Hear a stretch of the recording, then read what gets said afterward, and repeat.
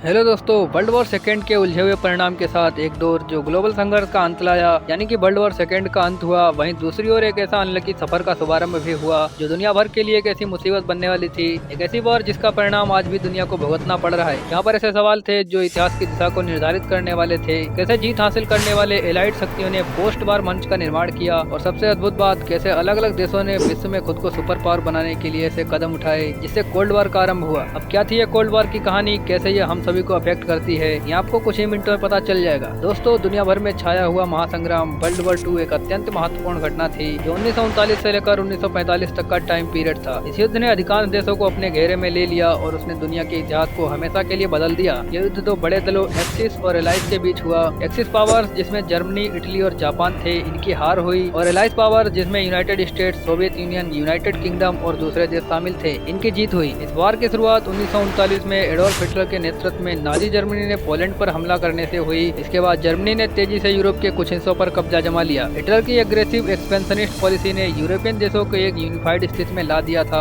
इस दौरान Soviet union ने भी जर्मनी के साथ मोलोटोव रिबेंट्रोप संधि कर ली, लेकिन जब जर्मनी ने 1941 में सोवियत यूनियन पर ही हमला बोल दिया तब ये दोस्ती टूट गई और ईस्टर्न फ्रंट पर एक भयंकर लड़ाई शुरू हो गई। वहीं जापान ने 1941 में सरप्राइज अटैक करके यूएसए के पर्ल हार्बर शहर को नष्ट कर दिया। इसके बाद यूनाइटेड स्टेट्स ने भी इस युद्ध में प्रवेश कर लिया। यह युद्ध भयंकर थे जिसमें बहुत से लोगों की मौत हुई और देश देश का नुकसान हुआ। पिछले जैसे भयंकर घटनाएं भी इस युद्ध के हिस्सा बन गई, जिसमें नाजी रजाइम ने एक शिकारी या हिंसक दरिंदों की तरह यहूदी लोगों के खिलाफ अत्याचार किए। होलोकॉस्ट के दौरान 1941 से लेकर 1945 तक नाजी सरकार ने मिलकर लगभग 6 मिलियन यहूदी लोगों का कत्ल किया। इसके अलावा अन्य समुदायों के लोग भी मारे गए। 1945 में जर्मनी की हार हुई और मजबूर होकर हिटलर ने आत्महत्या कर ली। जिसके बाद युद्ध यूरोप में समाप्त हो गया। जापान की भी हार हुई जब यूनाइटेड स्टेट्स ने हिरोशिमा और नागासाकी पर एटॉमिक बम गिराई। इसे जापान ने 2 सितंबर 1945 को सरेंडर की घोषणा की, जिससे दूसरा विश्व युद्ध समाप्त हुआ। इस युद्ध के अंत में एक नया युद्ध का दौर शुरू हो रहा था जो था कोल्ड वॉर। ये cold war world war second के परिणाम स्वरूप ही पैदा हुआ और दुनिया को दो मुख्य दलों में बटा गया। वर्ल्ड वॉर सेकेंड के अंत में 1945 में एल्टा कॉन्फ्रेंस एक महत्वपूर्ण घटना थी जिसमें सोवियत यूनियन के general secretary Joseph Stalin, United states के प्रेसिडेंट फ्रैंकलिन डी रोजवेल्ट और ब्रिटेन के प्राइम मिनिस्टर विंस्टन चर्चिल एक साथ बैठे। ये मुलाकात क्रीमिया के एल्टा शहर में हुई थी और इसने यूरोप के भविष्य को लेकर महत्वपूर्ण निर्णय लिए। एल्टा कॉन्फ्रेंस ने डिसाइड किया कि जर्मनी को जितना जल्दी हो सके उसको 4 विभिन्न क्षेत्रों में बांट दिया जाएगा, जिसमें से हर एक क्षेत्र का एक नेता देश जैसे कि United states, Soviet union, Britain और फ्रांस कंट्रोल करेगा। अभी तक ये सारे देश मित्र राष्ट्र थे, लेकिन ये विभाजन बाद में कोल्ड वॉर के दौरान टेंशन का कारण बना। इस कॉन्फ्रेंस में यूनाइटेड नेशंस का गठन किया गया जिसका उद्देश्य अंतर्राष्ट्रीय शांति और सुरक्षा का बढ़ावा देना था। येल्टा कॉन्फ्रेंस के निर्णय ने वर्ल्ड वॉर सेकेंड के अंत में यूरोप के भविष्य को निर्धारित किया, लेकिन इसने भी दिखाया कि सोवियत यूनियन और वेस्टर्न एलाइज के बीच में विचारधारा में अंतर आ रहा है जो आगे चलकर कोल्ड वॉर का एक इम्पोर्टेंट कारण बनेगा। आप लोगों को ये बात याद रखना चाहिए जिसकी जरूरत आप लोगों को आगे पड़ेगी। वैसे तो ये चारों देश एलाइज का हिस्सा थे, लेकिन सोवियत यूनियन इन सबसे अलग चल रहा था और वेस्टर्न एलाइज के रूप में यूनाइटेड स्टेट, ब्रिटेन और फ्रांस एक साइड हुए। कोल्ड वॉर के प्रारंभिक दौर में 1948 से 1949 तक सोवियत यूनियन ने अपने अधिकार में ले लिया बर्लिन को रोकने का फैसला किया जो कि ईस्ट जर्मनी में स्थित था, लेकिन उस समय भी बाकी 3 देशों के चक्रव्यूह में था। इस पर्यावरण में ईस्ट जर्मनी और ईस्ट बर्लिन सोवियत यूनियन के कंट्रोल में था, जबकि वेस्ट जर्मनी और West Berlin allied powers United State, Britain और फ्रांस के अधिकार में थे। सोवियत यूनियन ने बर्लिन को पूरी तरह से कंट्रोल करने का इरादा किया जिसे वेस्टर्न एलाइज बर्दाश्त नहीं कर सकते थे। इसका नतीजा था कि सोवियत यूनियन ने बर्लिन में सभी का प्रवेश रोक दिया और 1948 में एक ब्लॉकेज लगा दी। यह ब्लॉकेज बर्लिन को पूर्ण रूप से अलग कर रहा था क्योंकि सभी तरीके के उपकरण और सामग्रियों का प्रवेश रोक दिया गया था। इस समय वेस्टर्न पावर्स ने एक बहादुर और अनोखा रास्ता ढूंढा, बर्लिन एयरलिफ्ट। इसका मूल उद्देश्य था बर्लिन के लोगों को भोजन और सामग्री उपलब्ध कराना, जबकि उन्हें पूरी तरह से अलग कर दिया गया था। यूनाइटेड स्टेट्स, ब्रिटेन और फ्रांस ने मिलकर बर्लिन के लोगों को नौकरियों से लेकर सब कुछ भेजा, लेकिन ये सब चीजें हवाई जहाजों के माध्यम से गयी। हर दिन हवाई जहाजों से बर्लिन को आवश्यक सामग्री उपलब्ध की गई। इस अनोखी और सहायक पर्यावरण के चलते सोवियत यूनियन को अपने ब्लॉकेज को 1949 में हटाना पड़ा, क्योंकि ये साबित हुआ कि बर्लिन के लोगों की समर्पण शक्ति और सहयोग इतना मजबूत है कि उन्हें अलग नहीं किया जा सकता। बर्लिन एयरलिफ्ट ने दिखाया कि वेस्टर्न पावर्स अपने मूल्यों और आइडियल्स के लिए खड़े हैं और इसने एक अनोखा संदेश दिया कि कोल्ड वॉर के दौर में भी डेमोक्रेसी और फ्रीडम के लिए लड़ते रहे। वहीं 1947 में यूनाइटेड स्टेट के प्रेसिडेंट हैरी एस ट्रूमैन ने एक महत्वपूर्ण घोषणा की जिसे ट्रूमैन डॉक्ट्राइन के नाम से जाना जाता है। इस सिद्धांत का उद्देश्य था सोवियत यूनियन के कम्युनिज्म के प्रभाव को रोकना और दूसरे देशों को इससे बचाना।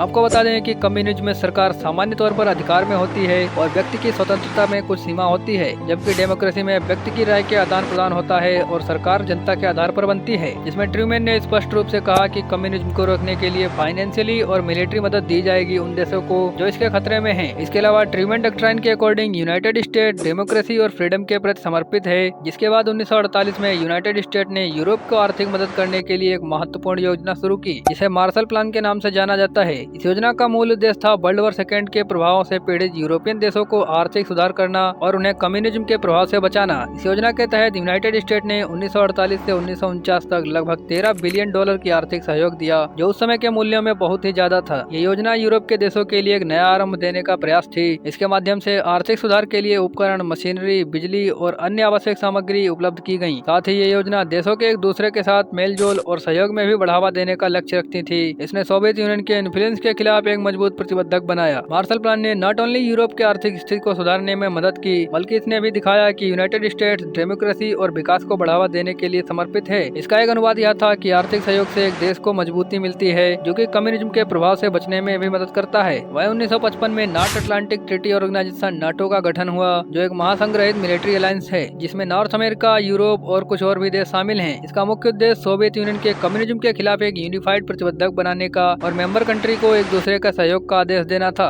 नाटो के ओरिजिनल सदस्य थे United state, Canada, Britain, France, इसके साथ और भी बहुत सारे देश थे। नाटो ट्रीटी के 5वें आर्टिकल के अनुसार ये एक महत्वपूर्ण व्यवस्था है, जो कहती है कि किसी नाटो मेंबर को कोई और देश अटैक करता है तो यह अटैक समझा जाएगा कि सभी मेंबर्स को किया गया है और सबको सहयोग देना होगा। नाटो ने अपने एग्जिस्टेंस के दौरान कई समयों में सदस्यों को सपोर्ट किया है, जैसे कि during the cold war, Balkan conflict और अफगानिस्तान वॉर में। इसने एक डेमोक्रेटिक और फ्रीडम लविंग दुनिया के लिए एक मजबूत स्थल का काम किया और कोल्ड वॉर के दौरान एक मजबूत प्रतिबद्धक का काम किया। वहीं 1955 में सोवियत यूनियन के प्रभाव में स्थित कम्युनिस्ट कंट्रीज ने एक समर्थित मिलिट्री अलायंस का गठन किया, जिसे वार्सा पैक्ट के नाम से जाना जाता है। जब नाटो का गठन हुआ तब सोवियत यूनियन ने इसका जवाब देना था, ताकि उनका प्रभाव के अंतर्गत आने वाले देश एक यूनिफाइड फ्रंट बना सके। वार्सा पैक्ट एक मिलिट्री अलायंस था, जिसका एक प्रमुख लक्ष्य था कि अगर कोई मेंबर कंट्री पर अटैक किया गया तो सभी मेंबर्स को एक दूसरे का सहयोग देना होगा। वार्सा पैक्ट का मुख्य उद्देश्य नाटो के अगेंस्ट खड़े होने का था। ये अलायंस 1951 में सोवियत यूनियन के गिरने के बाद विलीन हो गया, जब ईस्टर्न ब्लॉक कंट्रीज ने अपने अपने रास्ते चुनने का मौका पाया। कोल्ड वॉर के दौरान सोवियत यूनियन और यूनाइटेड स्टेट के बीच में एक भयंकर हथियार की भारी बौछार और वायुमंडल में विजय के लिए होने वाले आर्म रेस और स्पेस रेस का दौर का आरंभ हुआ। ये दोनों आपस में सुपरमेसी स्थापित करने का कार्य कर रही थी। आर्म्स रेस का मूल उद्देश्य था सबसे अधिक शक्तिशाली हथियारों और मिलिट्री टेक्नोलॉजीज का विकास करना, ताकि एक देश दूसरे देश से आगे रहे और अपने आप को सुरक्षित रखे।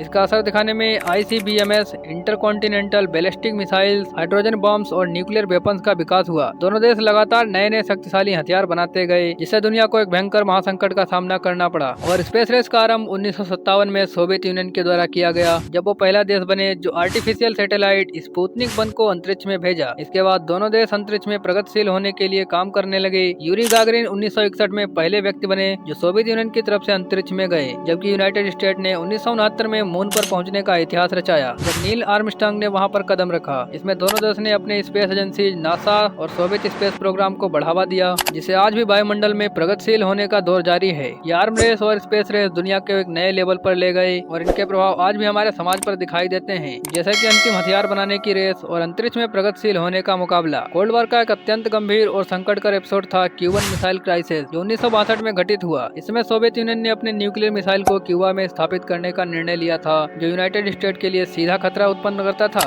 इसका मुख्य उद्देश्य था कि यूएसएसआर ने अपने प्रतिद्वंदी यानी यूनाइटेड स्टेट को अपने न्यूक्लियर मिसाइल से धमकी देना था। क्यूबा सोवियत यूनियन का एक एली था और इस स्टेप का मुख्य कारण था कोल्ड वॉर का तेज तनाव और यूएसएसआर का स्ट्रेटेजिक इंटरेस्ट। यूनाइटेड स्टेट ने इस घटना को सतर्कता से देखा और प्रेसिडेंट जॉन एफ कैनेडी ने सोवियत यूनियन की लीडर निकिता ख्रुश्चेव से निवेदन किया कि वो मिसाइल को क्यूबा से हटा दें। कैनेडी ने क्यूबा पर नवल ब्लॉकेज लगाया, यानी कि बंदूकों और अन्य माल का प्रवाह रोकने का फैसला किया। ये समय दुनिया के लिए बेहद खतरनाक था, क्योंकि दो सुपर पावर्स के चलते दुनिया तेजी से न्यूक्लियर वॉर की तरफ बढ़ रही थी। दोनों देश ने लगभग 13 दिन तक आपस में टकरार की, जिसके दौरान दुनिया के किसी भी कोने में शांति का आभास न था। अंत में सोवियत यूनियन ने अपने मिसाइल को क्यूबा से हटाकर यूनाइटेड स्टेट को गारंटी दी कि वो फ्यूचर में ऐसा कोई घटना नहीं होने देंगे। इसका परिणाम था कि दोनों देशों ने एक हॉटलाइन स्थापित की, ताकि तुरंत संचार हो सके और ऐसी स्थितियों का समाधान निकाला जा सके। इस तालमेल के अंतर्गत सोवियत यूनियन ने अपने न्यूक्लियर मिसाइल को क्यूबा से हटाया, जबकि यूनाइटेड स्टेट ने अपने मिसाइल को टर्की से हटाया। इस समाधान ने एक भयंकर महासंग्राम से बचने में मदद की और दोनों देशों ने एक दूसरे के साथ सुरक्षित कोइंसिडेंस के लिए समझदारी और सहयोग का एक उचित मार्ग दिखाया। कोल्ड वॉर का अंत सोवियत यूनियन के गिरने के बाद हुआ। जब 1991 में सोवियत यूनियन टूटा तो इससे कोल्ड वॉर का अंत हो गया। सोवियत यूनियन के भंग के बाद दुनिया में एक नया राजनीतिक वातावरण बना, जिसे पोस्ट कोल्ड वॉर एरा कहते हैं। सोवियत यूनियन के टूटने के बाद कई ईस्टर्न कंट्रीज ने अपने आप को आजाद किया और एक नया आरंभ किया।